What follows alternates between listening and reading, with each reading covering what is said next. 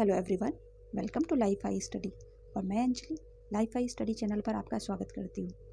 आज के इस वीडियो में हम राज्यपाल से संबंधित एमसीक्यूज़ को कवर करेंगे, जो कि हमारे एग्ज़ाम पर्सपेक्टिव से काफ़ी इम्पॉर्टेंट है। इसके पहले की 2 वीडियोज़ में मैंने राज्यपाल से संबंधित वन लाइनर को कवर किया है। आप चाहें तो आप प्लेलिस्ट में जाकर उनको चेक कर सकते हैं। तो चलिए हम आज का जो एमसीक्यू का सेशन है उसको शुरू करते हैं। पहला क्वेश्चन लेते हैं। पहला क्वेश्चन है, राज्यपाल का कार्यकाल किस अनुच्छेद में वर्णित है? तो राज्यपाल का जो ड्यूरेशन है, जो राज्यपाल का कार्यकाल है, टेन्योर है, वह अनुच्छेद 156 के सबसेक्शन 1 में वर्णित है। अनुच्छेद 156 के सबसेक्शन 1 में वर्णित है, या 156 1 में वर्णित है। राज्यपाल की नियुक्ति की बात करें तो राज्यपाल की नियुक्ति अनुच्छेद 155 के तहत की जाती है। राज्यपाल जो कि राज्य का कार्यकारी प्रमुख होता है, तो इसका जो कार्यकाल है वो किस में वर्णित है? अनुच्छेद 156 1 में। अगले क्वेश्चन पर चलते हैं। अगला क्वेश्चन है, राज्यपाल का वेतन व भत्ते किस अनुच्छेद के तहत दिए जाते हैं?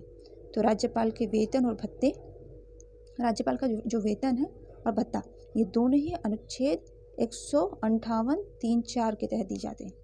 अनुच्छेद 158 सबसेक्शन 3 4 के तहत दिए जाते हैं। आपको ध्यान रखना है।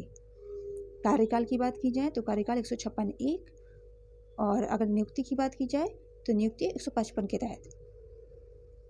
साथ ही साथ आपको वेतन भत्ते याद रखने हैं। अनुच्छेद 158 सबसेक्शन 3 4 में राज्यपाल का वेतन और भत्ता निर्धारित है। अगर राज्यपाल के वेतन की बात करें तो अभी वर्तमान समय में राज्यपाल को जो वेतन मिलता है वह है 3,50,000। काफ़ी इम्प्रेसिव अमाउंट है। 3,50,000 या करंट टाइम पर राज्यपाल का वेतन है। अगले क्वेश्चन पर चलते हैं। अगला क्वेश्चन है, राज्यपाल की निम्नलिखित योग्यताओं में से कौन सी असत्य है? विधानमंडल का सदस्य होना चाहिए या संसद का सदस्य होना चाहिए, भारत का नागरिक होना चाहिए, न्यूनतम आयु 35 वर्ष होनी चाहिए, या लाभ के पद पर नहीं होना चाहिए। तो इनमें से कौन सी योग्यता असत्य है?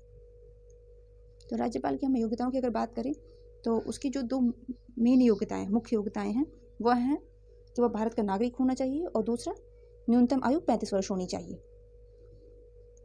अब हम इस क्वेश्चन के अकॉर्डिंग अगर बात करें तो राज्यपाल को विधानमंडल या फिर संसद का सदस्य नहीं होना चाहिए। तो इस क्वेश्चन के लिए जो आंसर होगा वह है विधानमंडल या फिर संसद का सदस्य नहीं होना चाहिए, और ये असत्य कथन है। राज्यपाल की योग्यताओं में एक योग्यता यह भी आती है कि वह दिवालिया या पागल नहीं होना चाहिए। अगले क्वेश्चन की बात करते हैं। अगला क्वेश्चन है,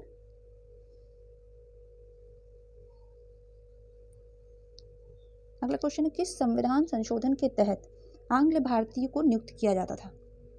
जैसा कि हमें पता है कि आंग्ल भारतीय की नियुक्ति लोकसभा में 2 आंग्ल भारतीय राष्ट्रपति नियुक्त करते थे, और राज्यों में राज्यपाल 1 आंग्ल भारतीय को नियुक्त करते थे विधानमंडल में। ये जो व्यवस्था थी इसको ख़त्म कर दिया गया है। तो इसे किस संविधान संशोधन के तहत ख़त्म किया गया है? यह है 104वां संविधान संशोधन। यह है 104वां संविधान संशोधन। आपको याद रखना है कौन सा संविधान संशोधन है? यह है 104वां संविधान संशोधन। आपको बताना है 104वां संविधान संशोधन कब हुआ था, या आप मुझे कमेंट सेक्शन में बताएंगे। अगले क्वेश्चन की बात करते हैं। अगला क्वेश्चन है, राज्य वित्त आयोग की स्थापना की शक्ति किसे प्राप्त है? तो राज्य वित्त आयोग की स्थापना की शक्ति राज्य के राज्यपाल को प्राप्त है। किसे प्राप्त है? राज्य के संबंधित राज्य के राज्यपाल को यह शक्ति प्रदान की गई है। यह वित्त संबंधी शक्तियों के अंतर्गत आती है और यह अनुच्छेद 202 में वर्णित है। राज्य वित्त आयोग, जिससे कि पंचायती राज, जो कि पंचायती राज से संबंधित है, उन्हें बजट वगैरह उसी से एलोकेट होता है। तो यह अनुच्छेद 202 में वर्णित है, और इसकी स्थापना की शक्ति किसके पास है? तो यह राज्य के राज्यपाल के पास है। अगले क्वेश्चन पर चलते हैं। अगला क्वेश्चन है, नेक्स्ट क्वेश्चन, राज्य लोक सेवा आयोग के अध्यक्ष व सदस्यों को पद से हटाने का प्रावधान किस अनुच्छेद में है? राज्य लोक सेवा आयोग यानी स्टेट पीएससी के अध्यक्ष और मेंबर्स को हटाने का प्रावधान किस अनुच्छेद में वर्णित है। तो यह अनुच्छेद 317 में वर्णित है। यह किस अनुच्छेद के तहत होगा? यह अनुच्छेद 317 के तहत होगा। कौन हटाएगा? तो इनको अपॉइंट करने की शक्ति राज्य के राज्यपाल के पास होती है।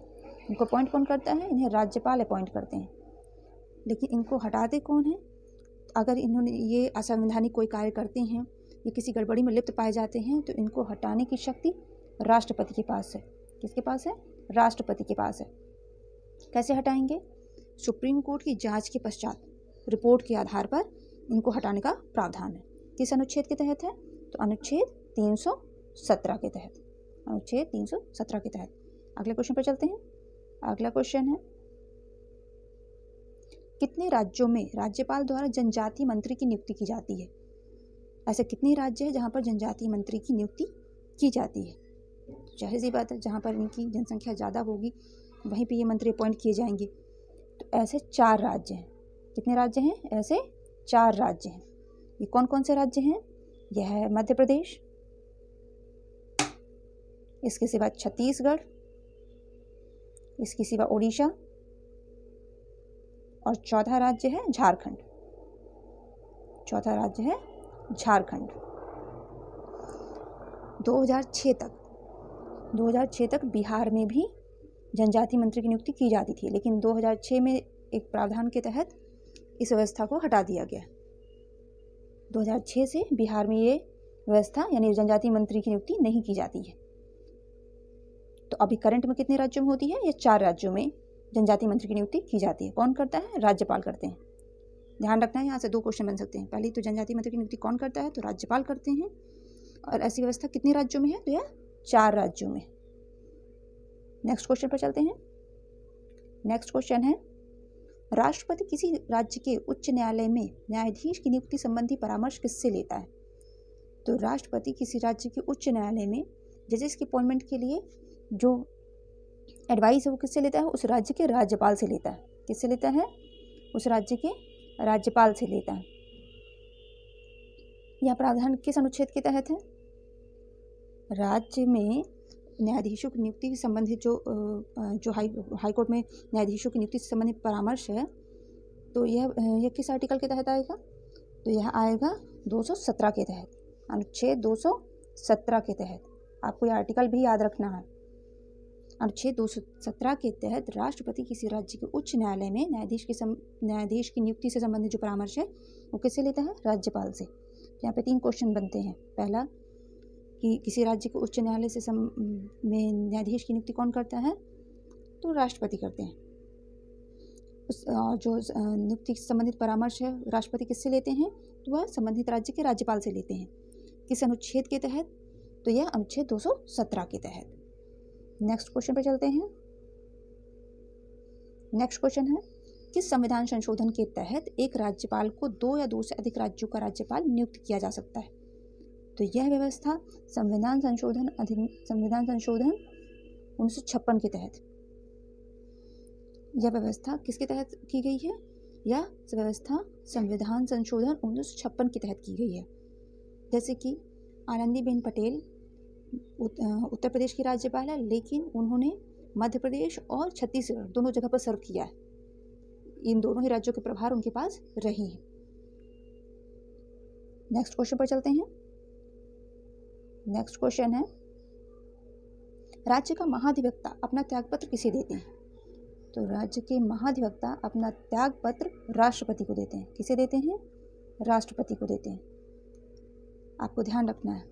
और राज्य के महाधिवक्ता की नियुक्ति किस अनुच्छेद के तहत होती है? तो इनकी जो नियुक्ति है वो अनुच्छेद 165 के तहत होती है। किसी राज्य में महाधिवक्ता की नियुक्ति किस अनुच्छेद के तहत होगी? 165 के तहत होगी। सो फ्रेंड्स, इस वीडियो में मैंने इतने क्वेश्चन को कवर किया है। आई होप आपको ये क्वेश्चंस पसंद आए होंगे। Thanks for watching.